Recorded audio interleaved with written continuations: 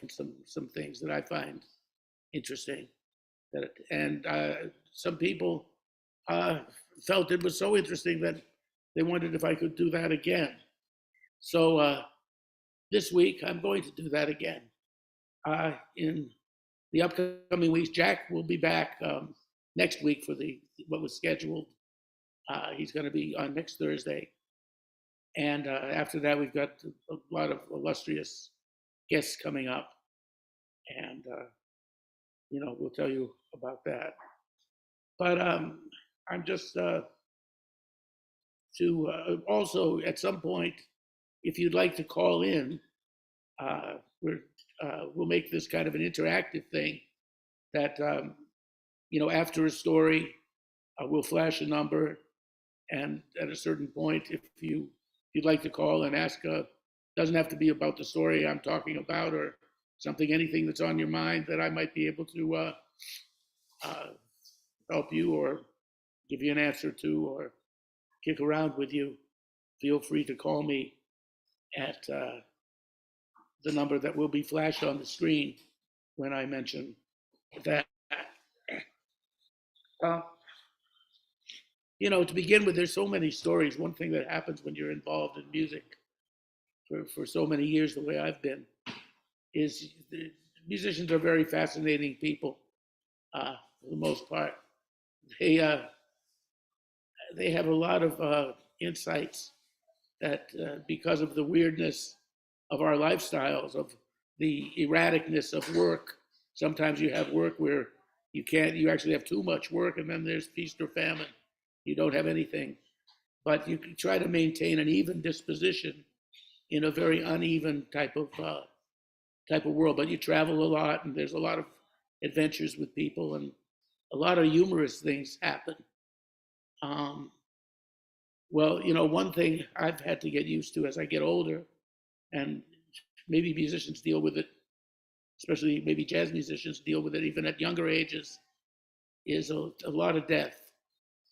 Our friends, a lot of cats, didn't want the party to end, and found solace in drugs and alcohol and other things that proved to be ultimately self-destructive. So many cats died prematurely, and I'm not going to dwell on that.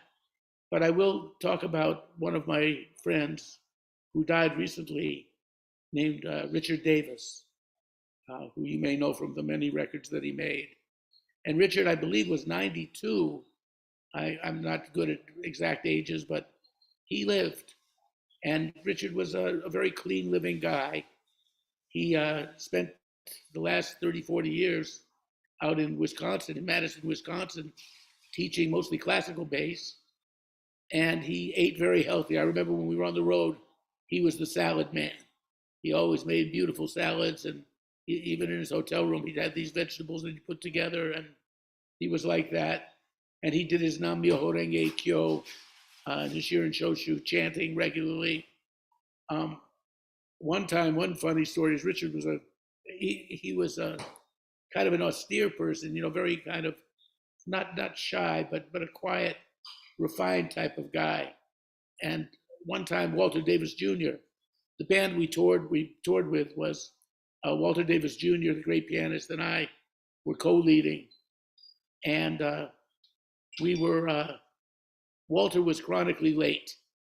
And I really wanted him to be on time for this particular gig we had going. So I decided about a half an hour before the concert to knock on his door of his hotel room and tell him that, he better be on time. And we were very relaxed in our language with each other, calling each other fatso and, not such good. We loved each other, but we called each other funny names and stuff. And so I said some expletives. I found out from the clerk at the desk. I said, "What room is Mr. Davis in?" So I went to Walter's room started knocking on the door. And I'm in the hallway going, "Come on, open the door, you fat, blah, blah, blah." And I'm some expletives. "Come on, fatso, you can't stay there forever. Stop doing blah, blah, blah, blah, another obscene act. Get up and time to play, get off the toilet. I mean, I'm like saying all kinds of things to him, like, you can't stay there all night. You come on, you motherfucker, that. And then quietly he comes to the door, Richard Davis. And he says, yes. And he was so cool. He's just very cool. He says, yes. May I help you with something? And I realized this band had two Mr. Davises. There was Walter and Richard Davis. And I was so used to being on the road with Walter that I'd say Mr. Davis's room. And that was the room. It was Walter. So I could, and then of course, Richard, who I didn't know as well at the time, I knew him a bit. We'd played together, but certainly we weren't on the same intimate terms that Walter and I were. But Richard took it very well. In fact, Richard was a great sport about things that would go on around him. And I learned a lot just in the couple of tours that we had and the few gigs we had with him. Richard taught me a lot about how to be a human being, I would say. I mean, I learned about music too, because he was such an exquisite bass player. He had the right feeling of the space between the notes, That's such an important factor in playing the bass. We had a bass player on Chet Baker's band once who was a young bass player, and he was very good. And he did learn this lesson. But at the time, Chet was like a little bit cold to him. And so this cat asked Chet, he said, Chet, you've been a little bit, I don't think you're liking this. Something I'm doing, am I playing that it's not happening? What, please tell me, I want it to be right. Is it my notes? Is my notes not good? Is it, and Chet says, no, no, your notes are fine. They're good notes. You play good notes. You got good ears. You got this, and you have you swing, but you see with bass, it's not so much the notes as the space between the notes. So understanding how to play a longer or shorter note, is a subject that I've heard bass players talk about. In fact, I'll get back to Richard's idea. Richard played, to me, very perfect space between the notes. And that was a really propelling force. I mean, you listen to him on the records with Jackie Byard and Alan Dawson, which was a beautiful rhythm section. Also, the records at the Five Spot with Eric Dolphy and Booker Little, and the countless number of records that Richard made. Some beautiful stuff with Frank Foster and Elvin Jones. And anyway, his discography is vast. But that long and short thing, that brings to mind a story that Red Mitchell told me. One night I was hanging out with Red at Bradley's, and I sat in and played with him. And I said, Red, I think you were one of the first guys that played a longer note on bass. Like your notes are a little bit, you still got the swing and the propulsion, but you tend to play like a longer note, I think. And a lot of cats picked up on that. And we talked about Scott DeFaro, because Scott played a bit of a longer note. And he and Red were hanging out in California when Red was a formative influence on Scott. He knew Scott when he was still a saxophone player, even before he played the bass. So they knew each other. And Red said, well, it's funny you mentioned the long notes. He said, he told me how he was doing a record date with Frank Sinatra. And they were playing, and Frank walked over to Red and he said, Red, your notes are, playing a very long note, and Red took it as kind of a compliment. And he said, oh, yes, Mr. Sinatra, I've been working hard on lengthening the note. That's how I'm hearing it, and this and that. And Sinatra said, well, Red, with me, play shorter notes. And so he did that. So here we are with Richard Davis. We had a quintet, and we're on the road with Richard. And Richard liked to bow. He liked the arco. He liked to do that. Walter Davis Jr. Great, now I get a phone call. Yes, no. That's why I was going to put it on airplane mode. Actually, I'll put it on airplane mode. I'm learning to do this while I'm talking that way, and then I'll open it up. When I open it up for conversation, I'll take off airplane mode. We're just learning how to do these little, Jesse Kaiser. I don't know, can they see you, Jesse? Can people see you? They can see me now. My producer. I'd like you to meet Jesse Kaiser, who helps put these things together and really does everything but the talking. um, all right, back to this story. We had this quintet with Walter Davis Jr., um, Richard Davis. On drums, we had Freddie Waits, and we also had a young Winard Harper, who was in his I think he was in his late teens, when early 20s at the latest, at the oldest. And Dizzy Reese, who's a wonderful trumpet player, uh, was with us for a while too. Um, anyway, we had a concert to play. We had just played a couple nights at a club called One Step Down in Washington, D.C. And then we had a concert for I never know if it's the Eastern Pennsylvania, Western Pennsylvania Friends of Jazz, produced by my friend Steve Patton in Harrisburg, Pennsylvania. So we had to drive. I had a student kind of driving. We had two cars, and one car, I think Winard had somebody driving, but in our car, Richard was traveling in the other car with Dizzy Reese and Winard, and they all got to the gig on time. Walter Davis Jr. did what he felt like doing at the moment, whatever it was. And time, he was sort of like, he was on his own time. Much like you read about Django Reinhardt, he sort of told time by the sun or something. But, you know, Walter had an idea, and he was going to get there when he was going to get there. And then he was going to do it. He was going to do what he did so well that nobody was going to mind that he was late, because Joe Henderson did something like that. He came so late one night to a gig. I said, "Well, you missed the entire first set, but then you came in the second set, and it was like, you know, you told the story of your life. You played so great." And Joe said, "Well, he said, I don't arrive late on time. I mean, I don't arrive on purpose late. You know, I don't try to be late." He said, "But it does present an extra challenge when you come in and the audience is kind of mad at you, and then you got to play even better." I said, "Oh, that's an interesting idea." I was often late too. People used to announce me as the late Bob Mover, but you know, I actually improved in that respect. I believe finally. It took a long time, but okay. So we're on our way to Harrisburg from D.C.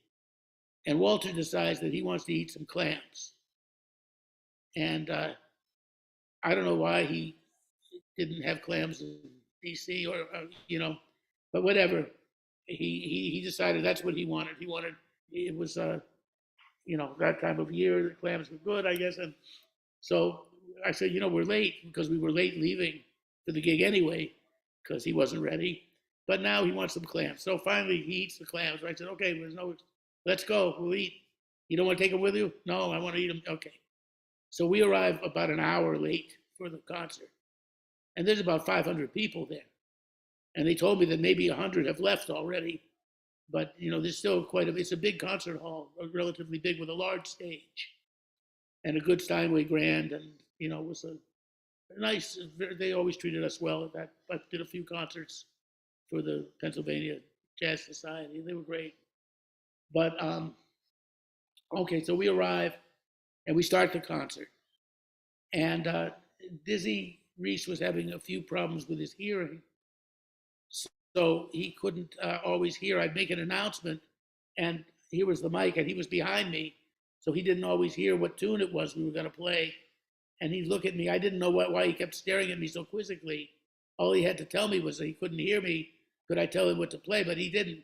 He just, all of a sudden, he makes an outburst, and he grabs the mic and says to the audience, "This is the most unprofessional band I've ever worked with. They come late like this. They have no sense of responsibility. They don't even announce me and tell me what tunes we're playing, and this and that." And you know, and Dizzy is I like Dizzy. He's a good guy, Dizzy Reese, but he is volatile, and he was having some problems that I think he straightened out with his hearing, you know, and he was, you know, so Walter, finally I'm announcing to the audience, our next selection is going to be Evidence by Thelonious Monk. And Walter, who's on the other side of the stage, like hollers like a lumberjack, Tim Burr, he says, "Did you hear that, Dizzy? Did you hear that?" And then he asks the audience, tell Dizzy what we're playing next. And the whole audience, like 500 people, goes, Evidence by Thelonious Monk. So Dizzy kind of gave me a rough time that day, being the sort of leader. It was this and that. Now, what happened next was Richard. We had a selection. Each of us kind of would choose a tune. We had some things we had, worked out very slightly, but it was impromptu. And whatever we felt like playing, we just play. So Walter says to Richard Davis, what would you like to play? We'll give you a feature. And Richard says, Blue Bossa. So Blue Bossa, which is a Kenny Dorham song, Walter Davis Jr. compiled the Kenny Dorham songbook. And KD wrote a lot of great songs. I guess the best known one, though, is Blue Bossa. But Walter looks at him like, okay, yeah, we'll play that. And we play it, and Richard takes the first solo. And he proceeds to grab the bow, and he starts to bow this solo. And, Richard kind of had a style. And one thing that we did in this particular era, the 70s, 60s, 70s, 80s, was the avant-garde was present. And it was interesting to be able to go in and out. And a lot of players like, Jackie Byard, Richard, and that kind of way of playing, Roland Kirk, Rahsaan, Sonny Rollins got into it, took elements of the avant-garde, which were people like Ornette and Don Cherry and Albert Ayler even, and Cecil Taylor and that kind of thing, and tried to utilize that within a traditional modern jazz context, while still playing songs, see how far out you could take something and still remain inside, which now I find sometimes the music seems to be a little more codified in the sense that people are playing bebop and they're really trying to get the feeling of 1949. And they would, if you play anything that's a little bit avant-garde, it's almost, what are you doing that for? That's not the music we're playing. And the same thing with avant-garde, freer kind of players. They're like in a more, like if you play something that refers to bebop, it's like you might as well be playing Dixieland. So, but at that time, there was a very interesting, and Walter Davis Jr. too could go in and out. You didn't go that outside of the changes or that out, but there was a way of playing that could border on going to the edge of chaos, but not quite stepping into it. Paul Bley was a master of that. He would do that kind of thing. He, if you listen to his solo on All the Things You Are on the Sonny Meets Hawk record, Michael Brecker and I used to listen to that thing over and over and just try to figure out what the heck he was doing, because it was beautiful, and yet, and he makes Sonny play in a whole other way too.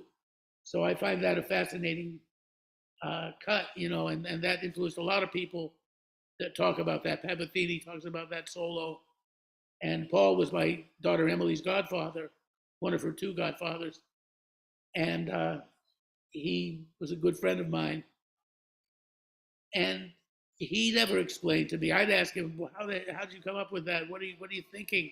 How are you doing? He said, well, blah, blah, blah. He didn't like to tell you that. He was secretive about those things. But, so anyway, Richard plays a solo on Blue Bossa, to get back to the story. And he starts to bow, and he's stretching out. He's playing one chorus, two choruses. It's not that long a song, so I think it's just a 16-bar song. And he's getting further and further out. Then he's getting up on the high harmonics of the bass and everything. And Walter Davis, at this point, I could see him kind of, at first he's kind of doing like Jack Benny's violin teacher, like with the twitches, and not quite like that, but it was like he's listening to this bass solo, he's making grimacing, he's grimacing his face, he's looking at me like, because he loved Paul Chambers as an arco bass player. But he didn't really care for anybody else, Bowie. So at a certain point in the solo, Walter is up from the piano and he's pacing the bandstand, going buzz, buzz, buzz, buzz, buzz, buzz. And so then, we took the tune out and this and that. So the next day, as we're getting ready to go back to New York, we're waiting for our car to get in the car to make the trip. Richard says to me, rough day for Aries yesterday, huh? Because we were both the sign of Aries. And I said, yeah, boy, Walter came, you were very polite, I mean, you didn't show any anger. And, I guess that Nam-myoho Renge Kyo stuff must really work, because you maintained composure in the situation. It was admirable. And he said, and you too.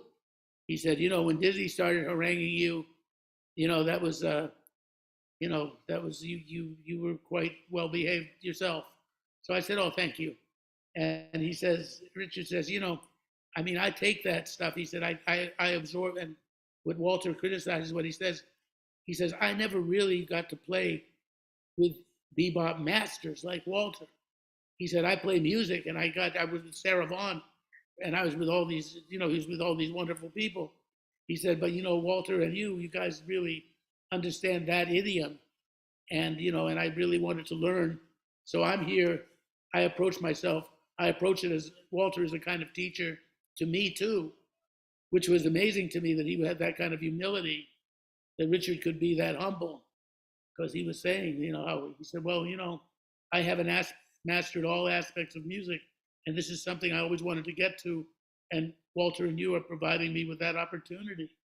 I said, what a beautiful cat. It was so humble. I mean, he could have been conceited. He could have been, let's say Ray Brown was not like that. But, but anyway, then Richard says, but man, you miss the best part. I said, what do you mean? He said, well, I don't think you caught it. He said, but you see, after I was playing my Arco stuff and I was way up on the bow and everything, way up on the bridge with the harmonics, you came in with your overtones and you started, with your kind of overtone sounds, like,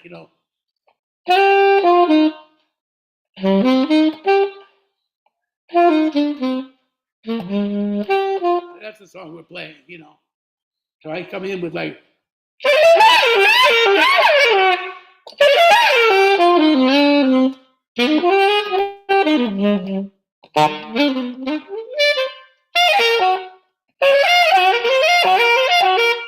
so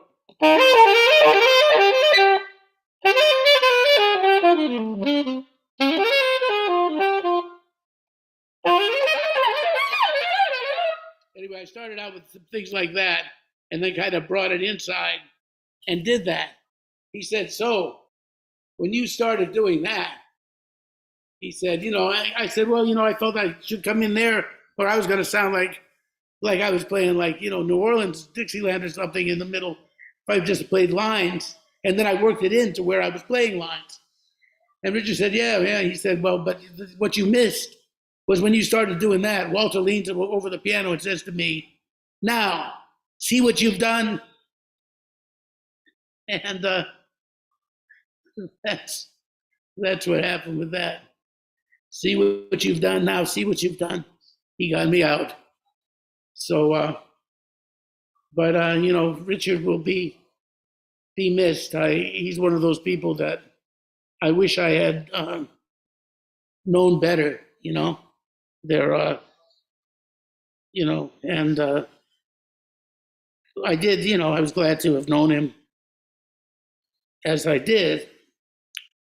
Another person that we lost this year, and I'm not going to continue with all we lose, but I was thinking about Ronnie Cuber, who was a great baritone player, great musician, and a great guy.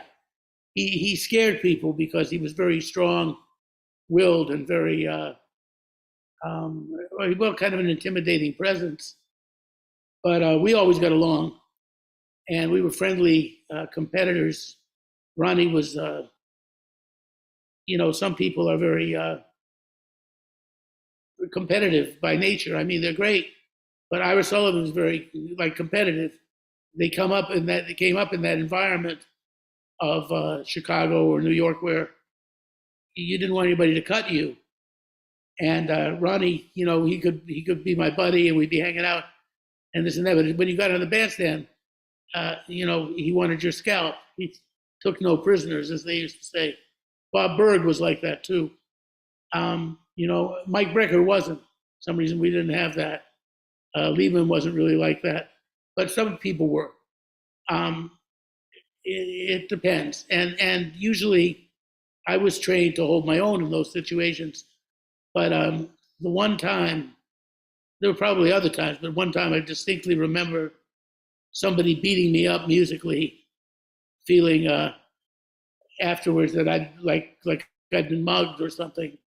Was Ronnie Cuber did to me on Donna Lee one night with Tom Harrell.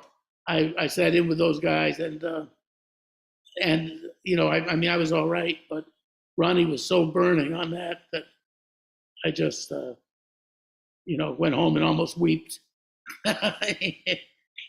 He and so anyway, he's another cat we'll miss. Um, there's a story. I mean, I was thinking about humorous stories, especially, and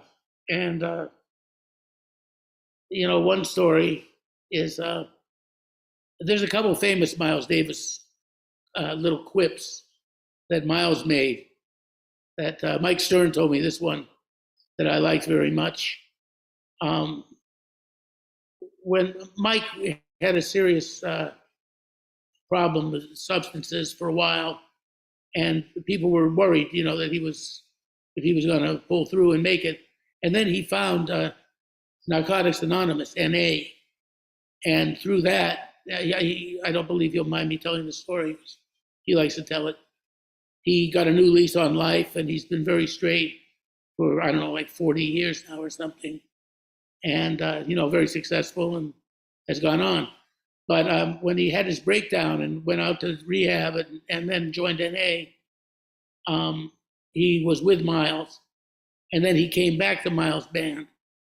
And Mike has a very, very complex style of playing. He very intricate lines he can play amazingly. We practiced together, a couple of times, and like Mike would give me these things that he was practicing, and like this book I've just written, the lexicon of jazz lexicon, which is coming out by Chuck Scher, is publishing it sometime next year, where I comprised 400 patterns that I think you would use, especially geared to jazz playing. I don't really play like that, but I find that doing these equations helps with just your mental agility, and helps you play the horn because they're not that easy to play. And Mike would play these things that were very and often very notey. There's a lot of notes in them. So Mike told me one night they played with Miles, and Mike played this very complex solo, and Miles walks over to him on the bandstand and whispers in his ear. He says, "You ought to join NA, Notes Anonymous." And so that was NA, Notes Anonymous. And there's also a story, which I don't know the veracity of it, how true it is, but Walter Davis told me this story, Walter Davis Jr., about one night they're playing and Herbie Hancock was on piano, and they were somewhere in Germany or Austria, and there was this beautiful big, 9-foot Bosendorfer piano that was just like an amazingly, crafted instrument. And Herbie was just eating it up. He was like playing that piano just all over it, like just uh, fantastically and very technically. And Miles walked over to him. He was playing a very involved solo, and he whispered something to him, and he kind of stopped shortly after that. He finished the solo, and I think Ron Carter asked him, said, "What was that? What did Miles whisper to you?" Remember, he said, "It's only my funny Valentine." And that's something I found amusing. Now, somebody that didn't overplay, and I don't think I wouldn't say Herbie overplayed. I don't think so. But maybe that night with that piano, that could have happened. But when I was a kid, like I was about 17. I went to this after-hours session. My friend Richard Clay brought me over there, and Richard's a nice saxophone player and flute player, and we hung out a lot as teenagers. I was a teenager. I think Richard was just a year or two older than me. But and we met Charles Davis. I think Richard had known Charles Davis, but I met Charles Davis, and he brought us to a club called Amo Music Studio, which was on 28th between 5th and 6th Avenue, I believe. It might have been 26th Street. Anyway, it was in the 20s. And Amo was a bartender at Slugs. And he was originally from Dutch Guiana. And he was basketball player height, like somewhere around 6'4", 6'5". And he lived with 3 women. And he had this loft. And when Slugs where he was the bartender, when Slugs would close on Friday and Saturday nights, Amo would open he had a nice sized loft, and with a Hammond organ and a piano, and talk about the opposite of a Bosendorfer. This piano was barely in tune.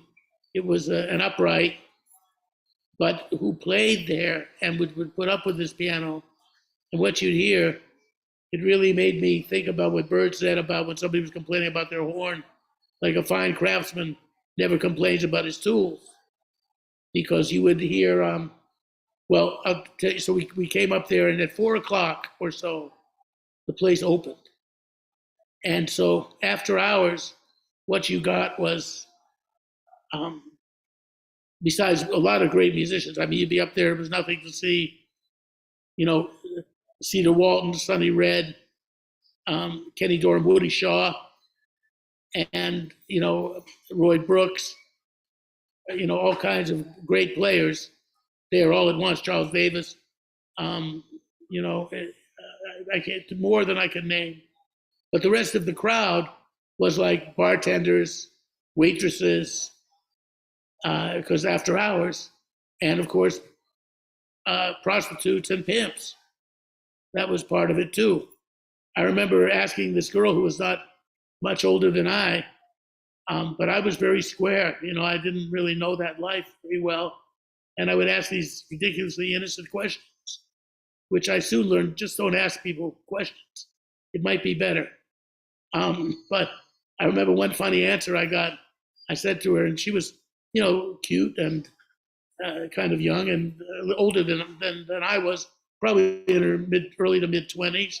And I figured a normal question, if you're striking up a conversation with someone, I being 17, was, "And what do you do? What do you do for a living?"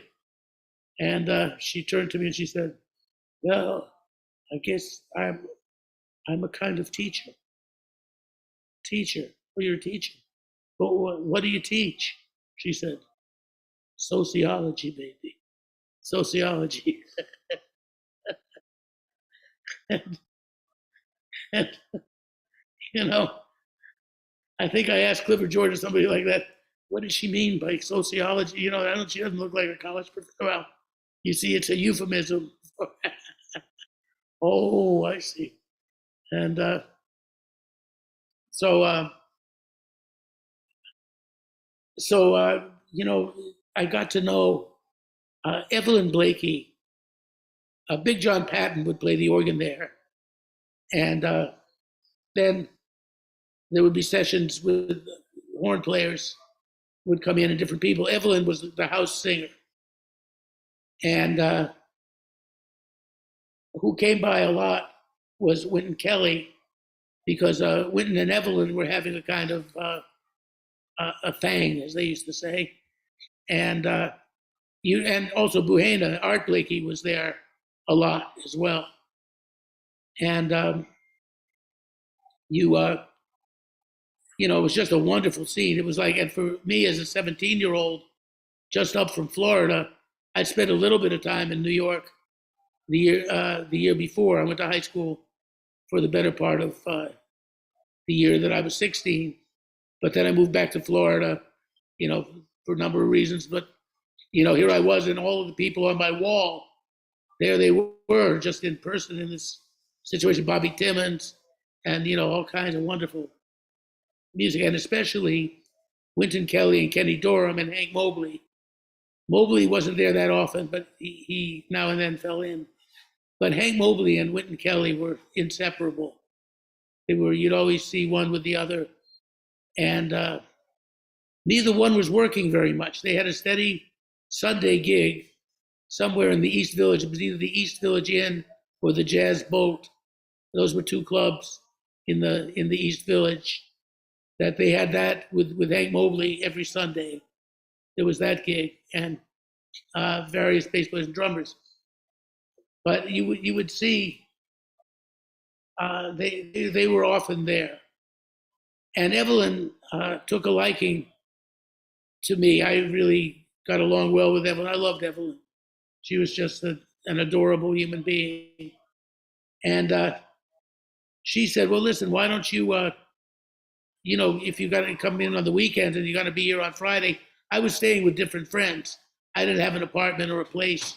I was just a 17-year-old, as someone would describe it. Oh, I was a waif, and I just kind of drifted. I had a couple of friends, Brooks Kerr, who had an apartment on the Middle East Side, which was a beautiful apartment. Brooks came from a very wealthy family, and Brooks's mother, they took me in like family. And so I had some friends that were kind of upper class people from the Dalton School. Steve Axelrod and Jim Berkeley were two of my close friends. But I often would stay down at Evelyn's place because the next day I could get back to Amos with her and go out to clubs before, you know, and hang out. We go places and stuff. And so I would practice in the living room. And Evelyn's house was like kind of a social place. I was told later that certain nefarious activities were taking place there. I did notice that people would come over and spend an inordinate amount of time in the bathroom, but somehow I didn't concentrate on that. But you'd see the Baroness, Nika would come by with Elvin Jones. They'd talk for a while, then they'd hang out, and then they'd come and go. And so there was a kind of an active social scene going on at different hours of the day and night. But most afternoons were kind of quiet. And Evelyn said, "Feel free to practice in her living room." And she had a nice piano. Oh yeah, the thing I was going to say about the piano at Amos, just it was not in good condition. I guess they tried to keep it somewhat in tune, but the music that was played on it was incredible. All these wonderful pianists would come by and sound great on it. So you know, you never, you know, it's not always the quality of the instrument. Of course, they would have sounded better on a Steinway, and somebody should have given him one, but they didn't. Anyway, Evelyn had she had a little baby grand at her apartment, and I would sit and play that, and I'd practice in the living room.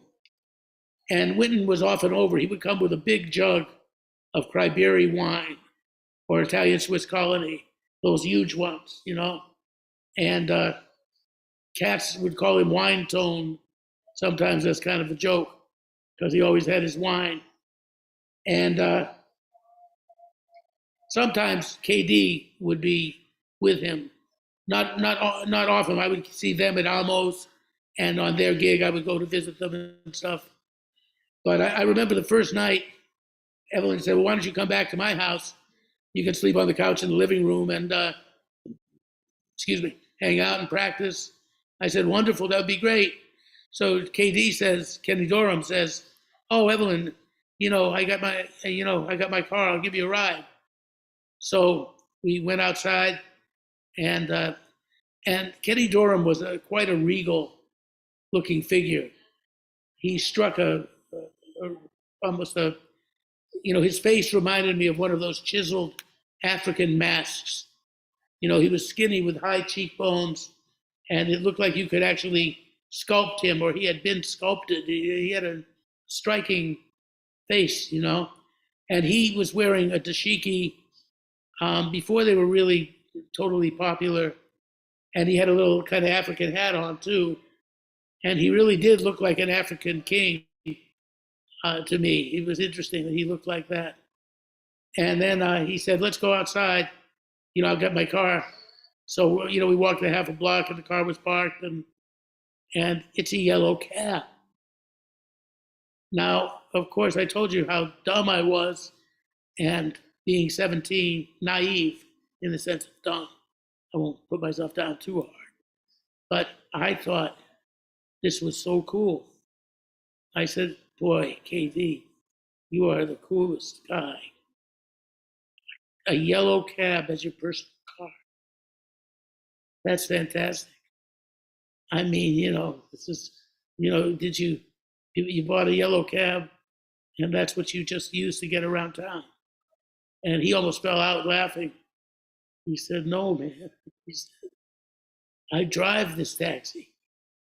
I mean, people pay me, I'm a taxi driver. That's one of the things that I do." He said, "I have other non-musical jobs too. I work at Manny's Music. And sometimes I would go visit him later at Manny's Music and just shoot the breeze when I was on 48th Street, which was just a row of music stores and stuff. It was an incredible place, 48th Street. So I'd drop in and see Kenny Dorham for a minute, see how he was doing, see if he wanted a coffee or a tea. I think he liked tea or Coca-Cola, whatever he wanted that day. I'd go and get him something from the deli. And I talked with him there. So yeah, he said that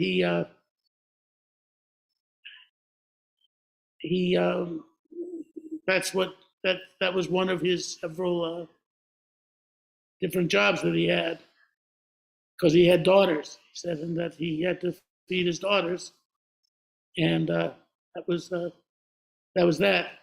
And I remember one night he was sitting around with Wynton, Kelly, and KD, and Evelyn, and Wynton was saying how, he said, "It's ironic how my career seems to be moving in reverse." I said, "Well, I mean, I didn't ask him. He just, of course, continued saying, "Well, Herbie just left Miles, and Herbie had this hit with, Maiden Voyage, and also the song Watermelon Man, which was on another one of his records, and he was finding success on his own. And Chick Corea and Keith Jarrett were the two pianists currently playing with Miles in a 2 electric keyboard band. And, Wynton said, those guys are both going to be big stars and wealthy people." He said, "I can see that, from being with Miles." He said, "Meanwhile, Red Garland and Red is down in Texas playing at a local bar in Dallas for, just regular money. And he didn't save nothing from being with Miles. He didn't, and me too." He said, "I had my own trio for a while, and I had Jimmy Cobb and Paul Chambers, and Paul had to be replaced by Ron McClure, who was just in his early 20s at that time." He said, "But he couldn't get an agent to really get him booked." And I'm thinking, this is Wynton Kelly. This is like, I knew who he was. Why this guy can't get work? And Paul, that was a sad thing too. Paul Chambers was on his uh, the last legs of his life. I believe he had cancer, and you know, um, he was over once, and I got to meet him for a little while. He was quite weak. But then Wynton says, so I've gone from Miles to having my own trio, and then that didn't work, and now I'm at the Riverboat playing with Tyree Glenn. And Tyree Glenn, not to put him down, but Tyree was a sort of traditional style trombonist who played good, swing music, and but after being with Miles and being in the part of the most creative band, one of the most creative bands of the 20th century, Wynton felt a little bit like he'd missed the boat, like the ship had sailed, as they say. And he said, what I should do, he said, the thing is youth sells. He says, maybe I should we should make a band with you in it. And, that would be a good gimmick. People are always looking for gimmicks. And, he said, but not just a good gimmick. He said, you'd be able to grow and we could play. And because I just didn't take it seriously because, not seriously. I took everything he said was serious. But I didn't feel I was anywhere near ready. In fact, Art Blakey had also said that he'd like me to join his band. And I didn't think he was serious. I thought he didn't mean now. He means when I'm ready, because I'm certainly not ready. But I was ready enough to play with these guys. I guess I was ready enough that when Booker Ervin died, Lee Konitz sent me because he wasn't in town, to take his place at this memorial. And Kenny Dorham said, come on, you play with my band. And I did that. But I myself just didn't feel right. Didn't feel I was ready. But, I think Wynton was sort of a Nostradamus in a way, because the next generation, with his namesake, Wynton Marsalis, youth became the whole craze in the music. Youth became something, a real commodity. So he was right that way. But I'll never forget when Wynton would come out of the bedroom with his little jug of wine and pour me a glass of wine. And sometimes, I guess I can say this, he'd roll a joint. Actually, Evelyn rolled the best joints. She taught me to roll a joint, and I'm still bad at it.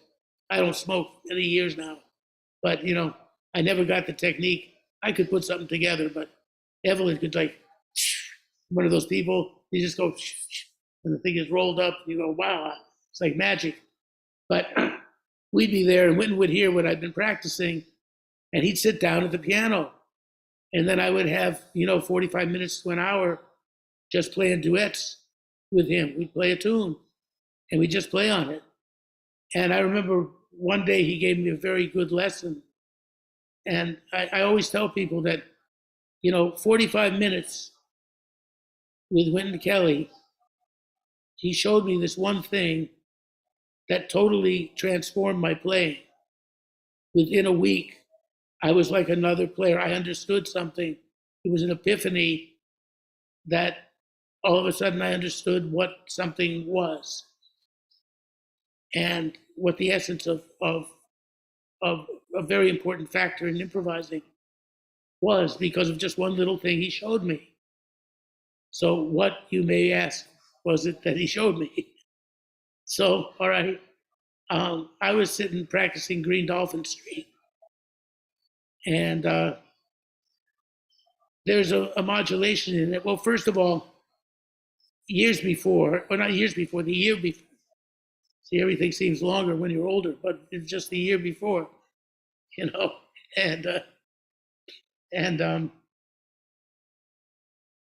when Roy Eldridge heard me, I sat in with Roy the very first time, and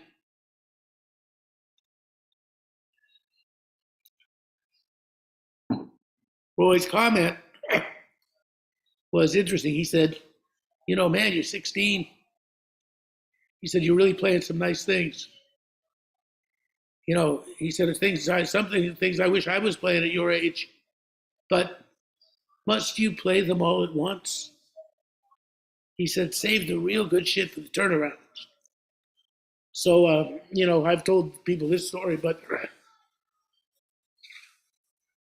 at that point, nobody was safe from me and my questions. What's a turnaround? What did Roy mean by turnarounds? It's not just the last two bars of an 8-bar section. No, turnaround is things that you put in different places. You can adjust. They can be cyclic, they can be half step, they can be minor thirds, but they're turnarounds that you decide to. That's what he meant. It's not turn backs. Turn back is what happens at the end of the 8-part section, or whatever. So, if you'd like to know, I'll give you a little pointer about what Wynton showed me. I said, well, you know, there's a part of the song. I had been listening to him play it. We played it together. And also I had Miles' record at the Blackhawk where Wynton plays that tune. And I said, there's a certain thing that you put in when the song goes in E flat, for example, even though I had the sheet music in C, and I showed him how it just stayed on the chord. So the chord changes when it goes.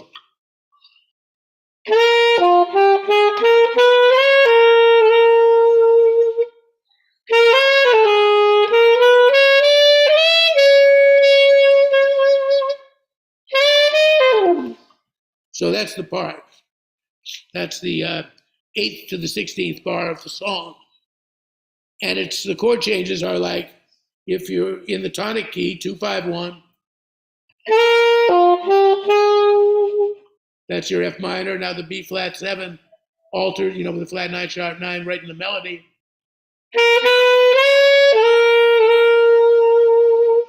Resolving to the E flat major for 2 measures. And then it goes up a minor third to a 2-5-1 being A flat minor 7th, D flat 7th, and then G flat major 7th, which is the key a minor third above the tonic, and then back F minor 7th, B flat to the E flat major. So we've got F minor, B flat 7th, E flat major. Now, up to the minor third key, A flat minor to D flat 7, to the G flat major, and then the B flat 7th into the E flat. But I said that empty measure there, when it goes.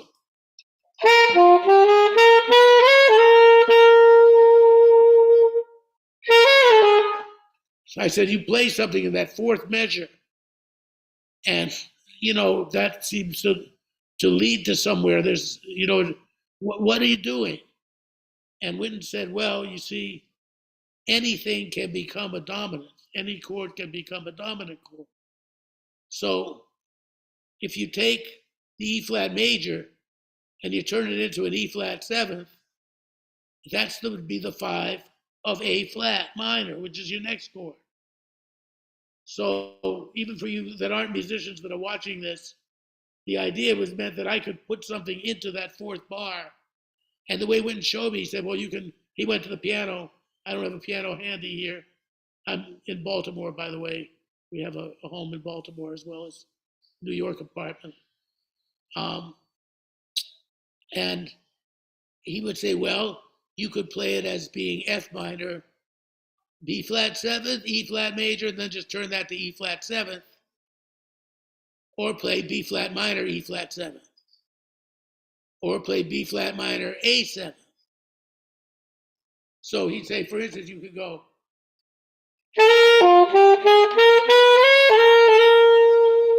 He said, now if you just use the diminished chord that belongs to the E flat seventh and then go to the A flat, you get something like this. Hear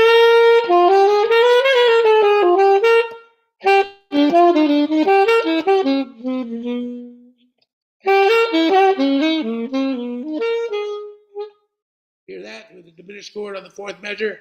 I'll do it again. I'll play the melody and then I'll play the little diminished fill.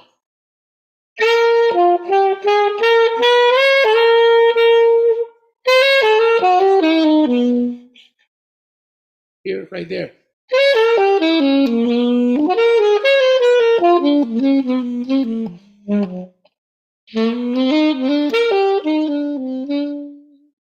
Etc. So he said, but then he took it all the way, and he would always say, and then again, you might want to use this, and then again, you might want to do that. So he had me all the way where you're going now. He says, what if you're going F minor seventh to B minor seventh, E seventh, over, that's the flat fifth substitution over the 5 chord, into the E flat major. He said, and then instead of E flat major, just put the 2, forget E flat major and just make the whole thing B flat minor, E flat seventh, and then go to the A flat minor. So that would sound like this.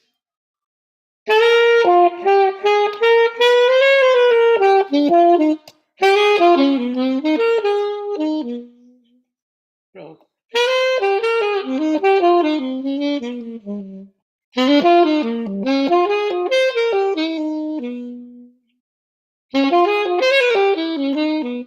see, there's right up the arpeggio of the B flat minor.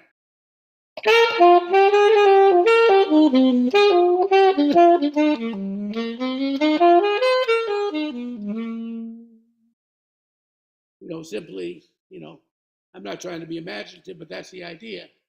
So then he said, well, what if you use hit the E flat major and then use the A seventh and put the E minor in front of that, so you have the 2-5 of the flatted fifth key. So then I'm going F minor, B flat seventh, E flat major, E minor seventh, A seventh, to the A flat minor. And that's like nice.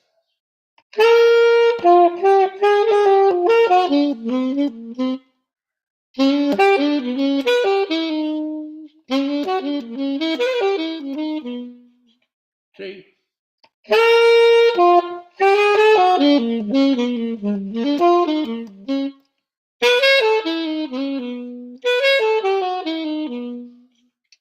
And all of a sudden I put a color in there. And then I realized that with every tune, I could go through that. And I could see where were the spots that you could do that. Sort of like the erogenous zones of a song that's going to make it come alive. And when he showed me that in 45 minutes, I all of a sudden, it took a while to absorb it, but I knew I wasn't ever going to be that same player again. So those are a couple little stories of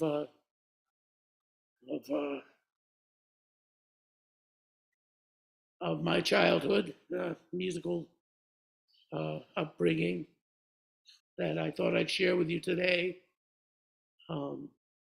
Next week we've got, Jerry Bergonzi. Next week we have Jack Walrath is going to be back. We have 2 volumes of Jack already, but we have some wonderful conversations, as I've been having with everybody. And we're getting George Schuler, who is a wonderful drummer, and the son of Gunther Schuler and the brother of Ed Schuler, the bass player, is going to be with us on Thanksgiving. We're going to air George's program. And what George has been doing, because he became very close to Lee Konitz and toured and played a lot with Lee in the last few years of Lee's life, last decade or so, really, maybe even longer. But George is an aspiring, not aspiring, but he's made some films. He's just got to get them released. But he did one about the Lenox Music School, which was a school in 1959 that John Lewis put together with the help of Gunther Schuller. And they had the MJQ on staff as faculty, and they had a lot of wonderful musicians. The faculty was just unbelievably good. And the famous thing that happened was that two scholarship students in the Lenox Jazz School were Ornette Coleman and Don Cherry, who they'd heard in Texas and brought up, and then they went on to, you might say, revolutionize jazz, or let's say at least make a very significant contribution to the future, or as Ornette put it, the shape of jazz to come. And so Ed is going to be with us. He's put together the archives. But I mean, he's working on putting Lee Konitz's archives together. Lee was, he really taped himself a lot. He had one of those little Sony machines. In fact, I inspired him to get that because I had one, because the lady I was with was, well, Brazilian, but she was Japanese. And she worked for a Japanese travel agency and did translating. And she got me this TC-55 recorder. And I showed it to Lee, and then Lee got one. And so it became, he always recorded. So he left 1,200 cassette tapes, is what I'm saying. And Ed is going through all of them. And he just sent me one of them that when Lee and I made our record in 1977, I think it was, 76, 77, I'd have to look. We did a week at Sweet Basil before we made the record. And Lee and George found one night of that, or 5 tracks, and it was actually there's about 2 sets worth, because we were stretching out. And some of it I really quite liked, to my surprise. You know, when you hear yourself years later, I was talking to Jerry Bergonzi about that too. I said, there's some things that are much better than you thought they were. And then there's some that are, you didn't like them when you did them, and you still don't like it. So you gotta, be ready for all of that. But the percentage, you gotta be, it's like baseball. If there's more of it that you like than you don't like, just think of it, a baseball player has to hit 1 out of every 3 times to bat 300, and he's considered good. Musicians, that would be unacceptable. If only 1 out of every 3 solos you played was okay, was good. You gotta do better than that. So I've given myself, 500 or 600. If I can hit that, that's good. A funny story about Lee Konitz and that tape recorder, I just remembered. It's very short, but when I first got my machine, I not surreptitiously, Lee knew I was going to record it. I went to Gregory's, which was kind of a dating bar, but it had music. And, the music was also featured. I mean, it was good. So Lee was there with, I think, Dick Katz and Wilbur Little. And I would sit in with them. But one set, I'd like to sometimes just sit and listen to Konitz play. And so this night I had my tape recorder, and I was very excited about recording and hearing how it would come out. I think it was the first time I'd taken it anywhere. And so there were these secretaries sitting in front of me that were a little bit loud, but I figured, well, it'll be okay. So afterwards, Lee and I are listening to, I turn it on to hear what he played, and I hear the music in the background, almost like you would in a film score, where it's the background to these 2 girls talking. And she's saying, so, I told him, I just don't do anybody on the first date. Forget it. It's not going to happen. Okay, I might do this and I might do, but no, doing, and we got a detailed description of what this girl wouldn't do on a date. And Lee and I just were cracking up about it, And you know. But yeah, he's another one I miss. You know, he was a character. Somebody said to Lee once, this girl, the student that was said, you know, Lee, I just feel so socially awkward, and I just never feel relaxed, and this and that. And you got any, you know, you're kind of a shy person. Like, how do you, but yet you function pretty well socially. How did you overcome all that, everything? And Lee says, well, I think the best answer is just be yourselves, and you know, plural, be yourselves. And so, you know, that's. So I think it'd be great if we open the floor to questions or calls. I'm reading some questions that are already coming up in the chat. Do you mind if I ask you the questions and you do your best to answer them? Sure, yeah. Okay, so Tom Megison said, Bob, I think I saw you playing in Boston around 1974. Would that date be about right? Yeah, that would be, yeah, it could have been a number of places. I used to go up quite frequently to Boston um, and play different places. Everywhere. I mean, there was a club called Debbie's. There was a club in Cambridge called the Rise Club, a mostly black club. There was, I did a concert at New England Life Hall with a quintet that included Tom Harrell, and I did one at Faneuil Hall with Claudio Roditi. And yeah, in fact, on one of my trips to Boston, I knew James Williams before we had known each other in the late 60s even. James and Billy Pierce and I used to play together. But Albert Daly, who was my pianist, I had regular Tuesdays at Boomers in New York. And James had been my pianist in Boston at this place, the Rise Club. So Albert called me and said he couldn't do it. He was going on the road with somebody. And I brought James to New York to play this gig. And Art Blakey used to come in to Boomers and just hang out and sometimes listen to us, everything. And that was the night that he hired James. So I was happy about that. But yeah, I played a lot in Boston. And I lived in Boston later than that. But you mentioned 72, 70, 74. That time I was coming up a few times a year. Yes. Okay, and Lee McHungry, he has several things he said. He said, thanks, Bob. It sounds good on your black mouthpiece, too. Is that a Meyer or a Mayer? Oh,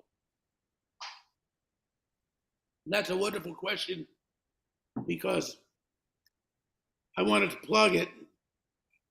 This mouthpiece was made by my very dear friend, Ted Klum. And it is a Ted Klum Yardbird, it's called. It came out this year. And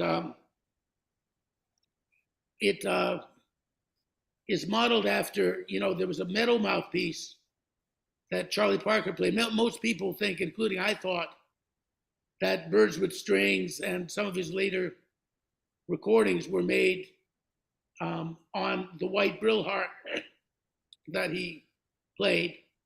And when you see him with a metal mouthpiece, I just had assumed that was probably a Link metal, because you do see some pictures of him with the metal mouthpiece toward the end of his career.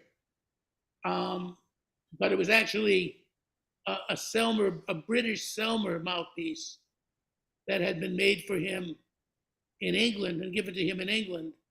It was a metal Selmer mouthpiece. And Ted found the original type of mouthpiece, and he patterned, he made this Yardbird copying that in metal. Jesse Davis, when I last checked, who's also a dear friend of Ted's, was playing the metal version. And then Ted brilliantly decided to do a hard rubber version. And this one fit me like a glove. I played the same mouthpiece. I had the same Brillhart Great Neck Original, which Ted also helped me find with Bob Ackerman. In 1988, I was playing the same mouthpiece from 1988 until this year. And then when Ted made this mouthpiece, it was time to switch. And I'm glad you like it. The other thing that's unique about this, one story about Ted. Ted's a really fine alto player himself. Well, he plays all the saxophones.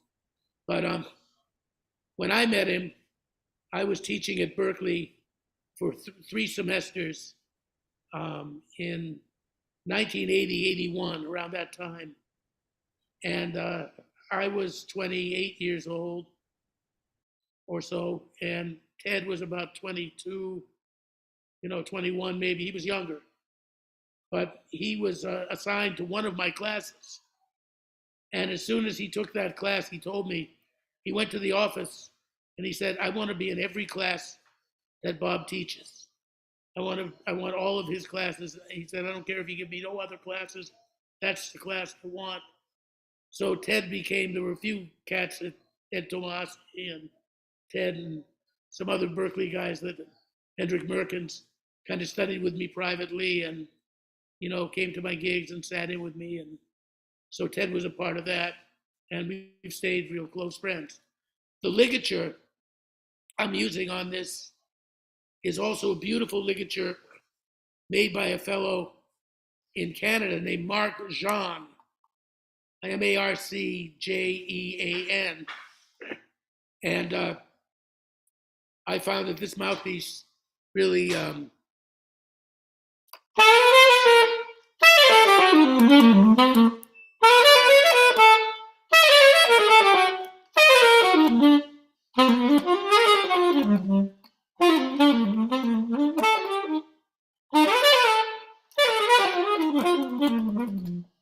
it's a nice mouthpiece.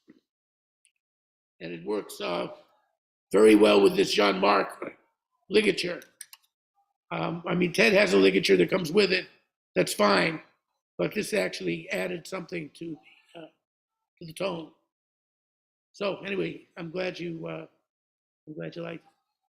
Lean also asks, did Lenny Tristano send Lee Konitz into psychoanalysis? He was said to recommend that to his students.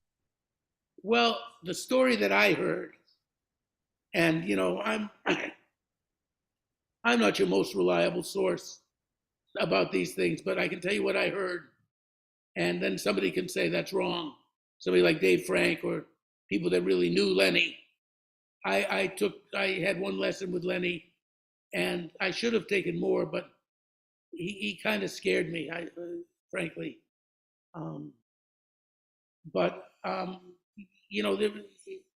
His students, he had some wonderful students, and it was sort of kind of a cult to me, as far as even Barry Harris's students became kind of a cult later, and this and that. So it's not always the fault of the leader of the cult. If you become a cult, I guess you just do, I don't know, but that's, I never wanted to become part of a larger group than my band. Paul Blade used to say something funny. Paul said, I've never joined any groups. He said, the reason is I'm always afraid that they'll make me their leader.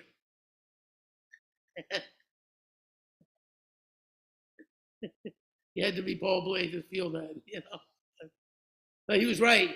He was such a persuasive person. Paul was an amazing guy, and I miss him. And he was persuasive enough that, he could sell the Brooklyn Bridge back to the Indians, or the Native Americans, whatever. Lenny and the psychoanalysis thing, what I heard, which, I would love somebody to tell me how much the veracity or non-veracity of this thing, is that Lenny had a brother that was a psychoanalyst. And Lenny felt that some people, and he wasn't wrong, as I have taught a lot of students over the years, and I've found certain things about that are true, that there are psychological blocks that get in the way of your playing. And that a lot of your playing and the way you're going to play depends on your attitude, and not just, part of it is confidence, but that's not the whole thing, but that's some of it. Belief that you can do it. belief that this idea has the validity to be played. There's just an attitude to take with you on the bandstand. So some people miss that. Some people, like a friend of mine was describing somebody's playing, a drummer we both like. He said, but you know what he doesn't have? He doesn't have that killer instinct. A drummer needs a killer instinct. A friend of mine was saying, and he's too nice a guy. He just doesn't have it because he's so nice. That's why he's got to learn to be a little meaner, or to get in touch with that part of himself, even if he never shows it. It's got to show up on the bandstand. So it's sort of like being an actor or something. You have to have these things that psychologically. So to make a long story short, Lenny's brother being a psychiatrist, Lenny supposedly did send or suggest to many of his students that they see his brother as well. So you could come out to Lenny's house in Jamaica, Queens, and his brother didn't live far from him. And it was conceivable, and probably I would say it's rumored that it happened, that a typical day would be a guy would come out and have a session with Tristano's brother and then go to his music lesson, or vice versa. That, but I mean, there is, Lee did have different experiments with psychotherapy to some extent. As far as I know, he never had regular psychotherapy, but he became a Scientologist at one point, and that lasted a long time. That lasted over a decade. His wife, Tavia, got them involved in it, and she later died. And when Lee found out that he owed them $80,000 in auditing fees, that's a good way to get somebody to quit. A musician who's been scuffling with money all his life, you tell him you got $80,000 of debt because they made him clear, or whatever it is, that. And it was, to me, it was a bit of a drag, to be honest with you. The period that Lee was a Scientologist, he told me point blank, he said, man, you had a chance to become a Scientologist. And I checked it out because I had friends that were not just Lee, but I had other, some friends that experimented with it. And I later became quite good friends with Chick Corea. And one of the reasons that Chick and I think, became tight was Chick never mentioned Scientology to me. I think he just knew. I mean, I was already in my 60s when we met. Unfortunately, our friendship was just blossoming when he passed. But, we finally, our fathers used to play together, Chick and I, but that's another story. But, Chick was the main spokesperson for Scientology, and he had gotten Lee into it, along with Harold Danko, I think. And, he just said we couldn't hang out too much because he was only hanging out with other Scientologists for a while. And, that kind of hurt. But anyway, I don't know if Lee went to Tristano's brother. He never mentioned that to me. So there, Lean had one more question, and we haven't put your phone number up yet. How about I share it with the crowd? Sure. And you turn your phone back on. Yeah, I'll turn it back on. And I'll make sure that I'm not on the.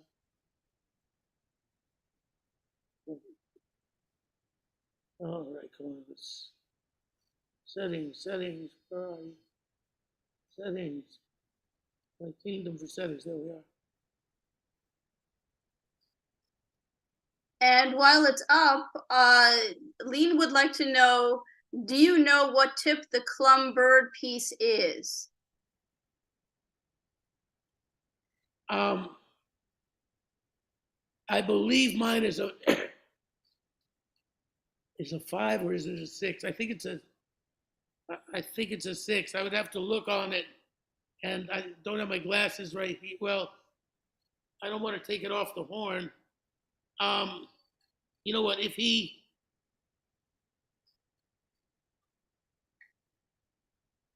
I think it's a 5, but I can ask him to, if he emails me. My email is also all lowercase, robertmover@gmail.com. I'll get the answer from Ted, and I can answer him if he sends me an email. I'll be happy to tell him what it is. It's a 5 or a 6. I think a 6. So, uh, do you have another story while we wait? Should anyone call? Or, for instance, you were mentioning Paul Bley. You want to share that story about his answering message, his Oh, that's a machine? funny one. Yeah, that's a funny one. You know, Paul Bley loved anything he could push buttons on. He was, and pianists often, I mean, they tend to do that. But, you know, you can see when the synthesizer first came out, Paul was one of the first to get into that. And he was the same with, you know, when you could put somebody's address or phone number onto your phone, multiple numbers, even on your home phone. Paul was the first guy to do that. Or to have he had a little machine you could take with you that you could, instead of having an address book, you could just put the 10 numbers you've got to deal with on this tour and, you know, get right to them. I forget. He was always showing me little gadgets that he had and this and that. And we go up to Cherry Valley and stay with him sometimes. And he was a sweet cat, and his wife Carol and his daughters, everybody was beautiful. But Paul, when I first met him, I met him one day at the Musicians Union. They used to have these meetings on Wednesday. And somebody would be there at Roseland Ballroom, which was downstairs from the Musicians Union. It was upstairs. The union offices were upstairs. So you go down to Roseland, and there's all kind of club dates, not jazz gigs usually, but you'd have in one corner, you'd have the Italian club date musicians. In another corner, you'd have the Jewish club date musicians. Then you'd have the Puerto Rican and Latin band guys. They'd be sitting on different chairs. And there was a podium and a guy with a microphone who would call out things like saxophone player needed for Saturday night, you know, Latin band in Queens, blah, blah, blah. And then 5 guys would run up and meet the leader and this and that. You could also page each other. So just to have your name heard, for instance, you'd go with a friend, Bill Rubenstein, who was another great pianist that I've got stories about too, but not today. But Bill and I, for instance, would go page each other. So people would go, oh yeah, Bob Mover, I've heard the name. Yeah, you heard it here over the microphone. But, you know, work wasn't always plentiful for jazz musicians. Even Lee Konitz was looking for club dates sometimes because he wasn't, later as he became venerable, he got to tour more and this and that.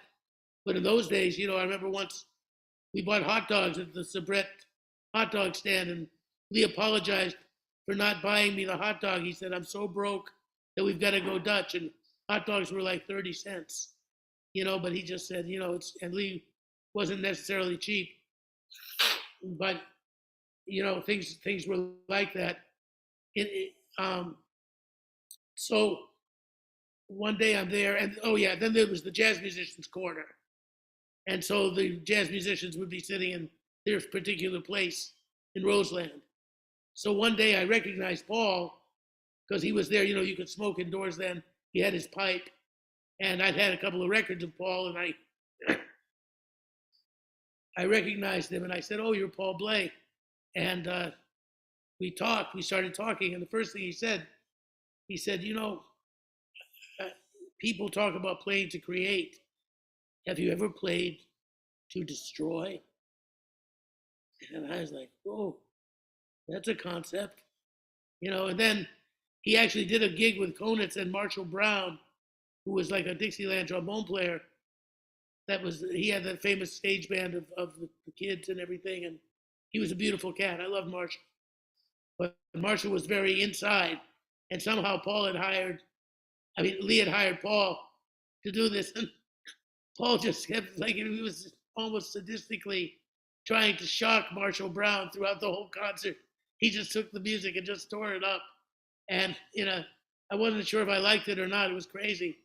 It was like, you know, like Konitz said, is playing like a jazz Liberace tonight.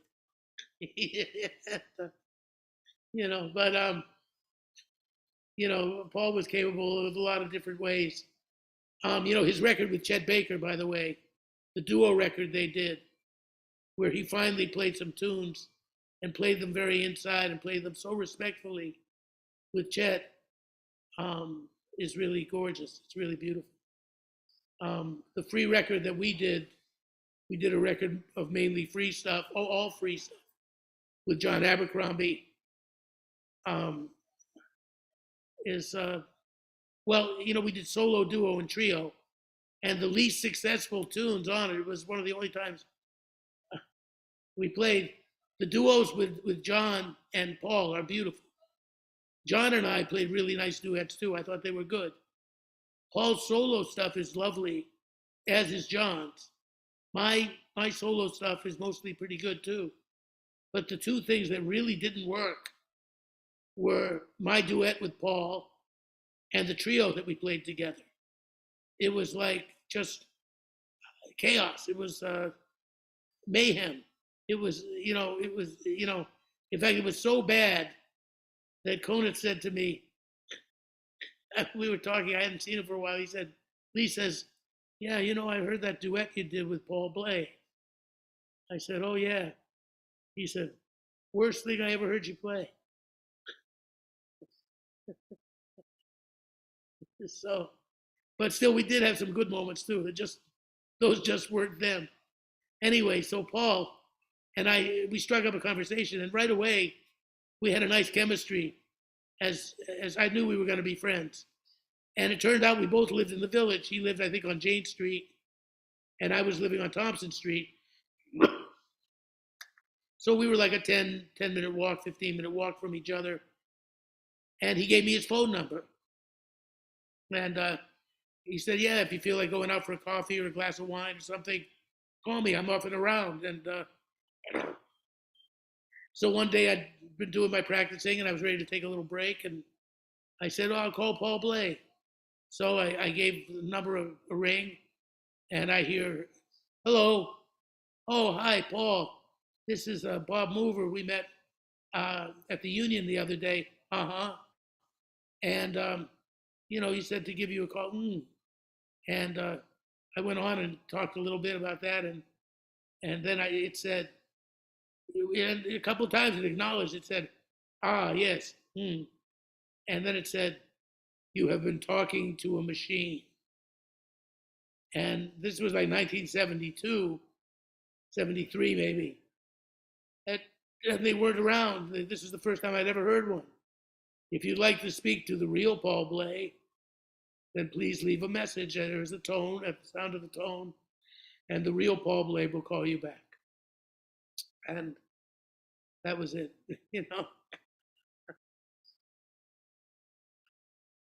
So I don't know. We got anybody calling?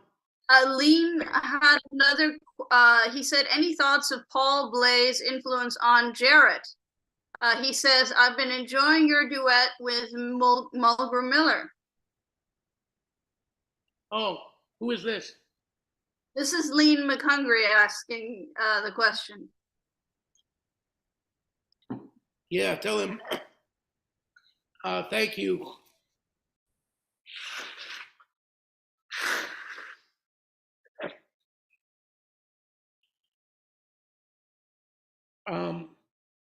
Paul was well aware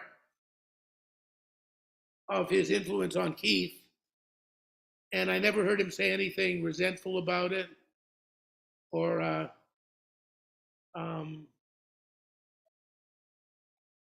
he did say that he believes that he was influenced by Keith, and Keith probably told him he was.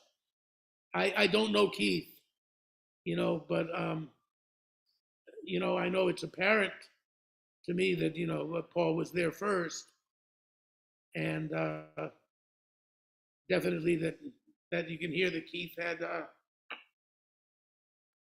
definitely listened to Paul.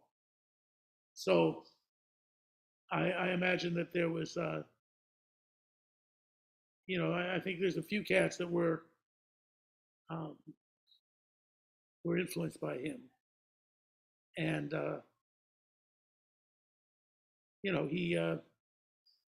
he told me that he just decided to make up his own songs, so that's what he did. Free music to him was just playing melodies that were I flirted with that for a while, and then I there was a period where I was really thinking about that direction and trying to go in that direction, and then I just ran to the arms of Walter Davis Jr. I just missed changes and swinging and playing in a more, not traditional, I wouldn't say, but just I missed the fun of playing songs. There's just some of us. I've said that before too. Dave Frischberg told me once that there's some musicians who get into music to play an instrument, and then I mean he didn't say this, but there's other musicians that get into music to really change music. Paul was one of those guys that did that. He wasn't just into playing the piano, but he wanted to create his own kind of music. And that's great. And other people just love songs and they just want to play songs. And if they change music in the course of playing songs, then that's a icing on the cake, but you didn't go into it with the idea of first of all, technically mastering. You want to master your instrument because, of course, to play songs well and improvise, you have to master your instrument. But, I mean, Mulgrew is an example of somebody who, in his own way, liked Jackie Byard, though there was nobody like Jackie Byard, but and was part of that generation that could play a lot of different ways. Hilton Ruiz was another guy that could go in many directions. So, I mean, when you heard Mulgrew with Tony Williams Band, which was a very free kind of context, like the late Miles with Tony and Herbie and Wayne Shorter, and not really playing inside the changes so much, but a kind of different, almost the same kind of bag that Paul was in his own way. Mulgrew was perfectly at home with that. Like you could sit and play free with Mulgrew, which we did that too a little bit, which I like playing free with people as like Tristano called it, intuition. You just don't have a song and you just see where the music takes you. So Walter Davis liked to do that. I'd never imagined doing that with Barry Harris. Barry just wouldn't, or Hank Jones, which doesn't lessen them at all. It's just that their approach was very definitely song oriented. And, so I think that, and then, Keith Jarrett, actually, what did he do in the later part of his career? He was another one that could play many, many ways. I mean, he played all the very loose things, the Cologne concert or Cone concert and all that ECM stuff. I mean, which is very abstract. And then, he came in with a trio with DeJohnette and Gary Peacock and started to play pretty and play tunes because maybe he realized that part of him.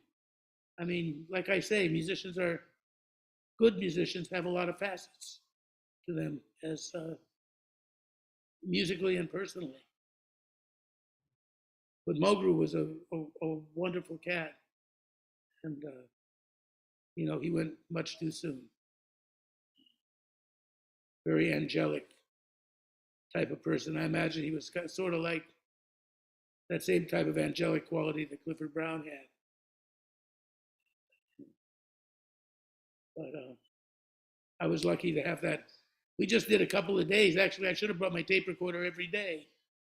I just set up that tape recorder on sometimes the third person was there, and that's when you hear the tape stop because they're flipping the sides. But, you didn't think that life would end, especially when you're in your 20s and early 30s. You think, oh, yeah, well, we didn't get it this time. Next time, I'll record every day. And then there was no next time. So I try not to have regrets, but that might be one of them, that I should have made a few more recordings with friends. but just got to thank God for what you did get. You know.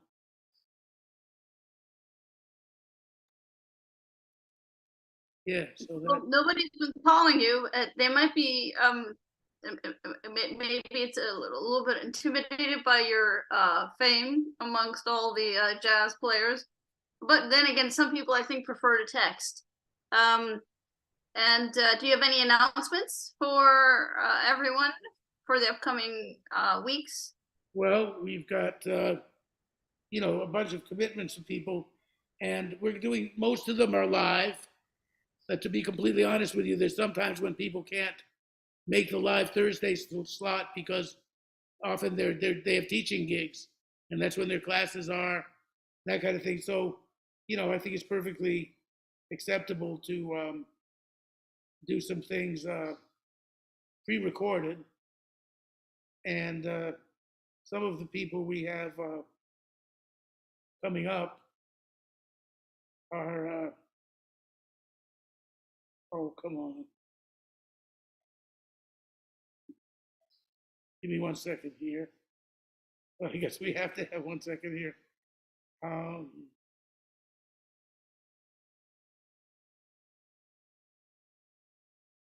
yeah, we have, well, Jack is coming back next week. And then we're not quite sure of everybody's dates, but Jerry Bergonzi, who who's I've been friends, oh gosh, wow, like 50 years now. And we have some funny stories. We were laughing last night and said we won't tell them all, but we said, "Do you remember this and remember that?" I would tell those stories now, but I'm waiting for Jerry and George Schuler, who Randy Brecker will be with us, and I love Randy, and then we have Dave Kokoski, who was one of my prize pupils at Berkeley, another one in the class with Ted Klum, Makoto Ozone, too. I should talk to Makoto. He was part of that stuff, and Hendrik Merkens is also going to be with us, and wonderful trumpet player James Zoller. Because I try to give you people that are also should be better known. Like a guy like James did a lot of beautiful work with Don Byron, the clarinetist. You should probably talk to him at some point. And also with the Mercer Ellington Band and all over New York City. And, if you're not grabbed by a big record company or, have a good press agent, sometimes people get ignored, to some extent by the media. As one who, that's been the story of my life a lot of the time. I don't hold it against anybody. It's just somebody's dance card is full. Media, they have certain people they want to cover and certain reasons for doing that. Youth, for one thing, is something that, I think when I was young, there wasn't so much attention paid to youth. It was something you had to go through.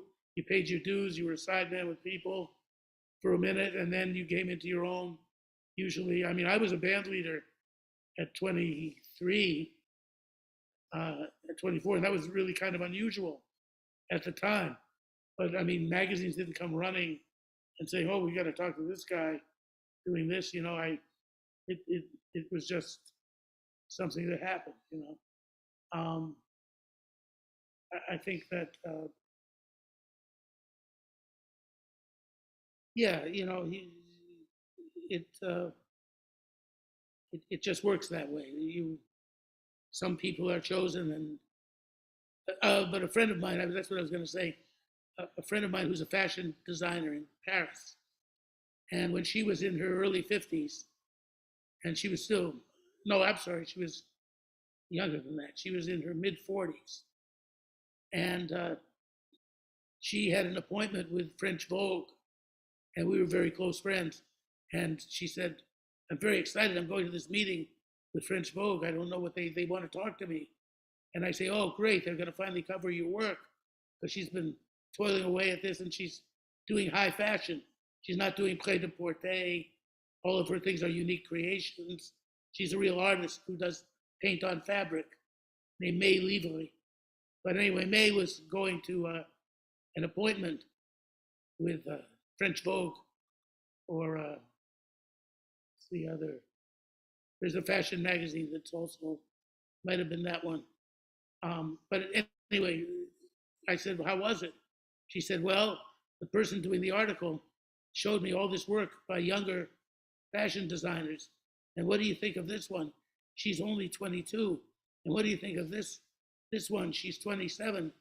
And this one really has a brilliant career ahead of her, because I think the magazine was Chatelaine. And she says, because of this and that. And my friend May turned to the interviewer and said, you know, I was not aware of youth as a quality. I thought it was a condition. And youth by itself, I mean, I'm all for encouraging young people, and that's, of course, you know, they're carrying on. And I have young children who are very artistic, and my daughter Emily Hoover has carved out her own niche in pop music and jazz to an extent as well. So of course I have very promising, people like Grant Stewart and others that, Hendrik, all these people that, considerably younger than I love to see them getting some recognition. It's wonderful. But, I think by itself, youth is not a quality. You got to have something behind it. Anyway, other people we're talking to, I hope Craig Handy, Rufus Reed, Kenny Barron, Michael Carvin, Andy Bay. I want to talk to Andy, Gene Bertoncini, Mike Clark, Billy Drummond, Charles McPherson. These are people that we'll have in the next, in the next 6 months or so. So I'm excited about doing that. I've really been enjoying doing this podcast. And I hope you are too. And it's nice that we're getting response from people. That helps a lot. And if you can go on whatever the social media protocol is for these days, you should go to bobmoverjazzability.com. Is that right? And give us a like. You can, it's great if you support our channel. If you enjoyed the program, and give us a like on the actual podcast. And of course, we have lots more going on at bobmoverjazzability.com. And you become do we have members and stuff like that? Is that how it works? You can always subscribe. We encourage you to subscribe to our channel at Bob Mover Jazzability on YouTube. And if you go to our channel hub, our main page, there's lots more information there. And the About page will give you links to where you can go and check us, out and all that we do. Yeah, and I'm still giving occasional, we're through for this year, but I think next year I'll resume at least once or twice a month to do master classes as well, which we do online. And private lessons, by the way, are still also available. And you just have to call me up at the number we've given you. And, you can talk to me about that as well, if that interests you. And that's great. So thank you. We thank everybody for tuning in, following this. And we say, keep, I don't have a phrase. You want to say something hip when you leave, well, keep it down, keep swinging. We'll catch you on the upbeat. Catch you on the upbeat, that's good. And God bless you. Thank you.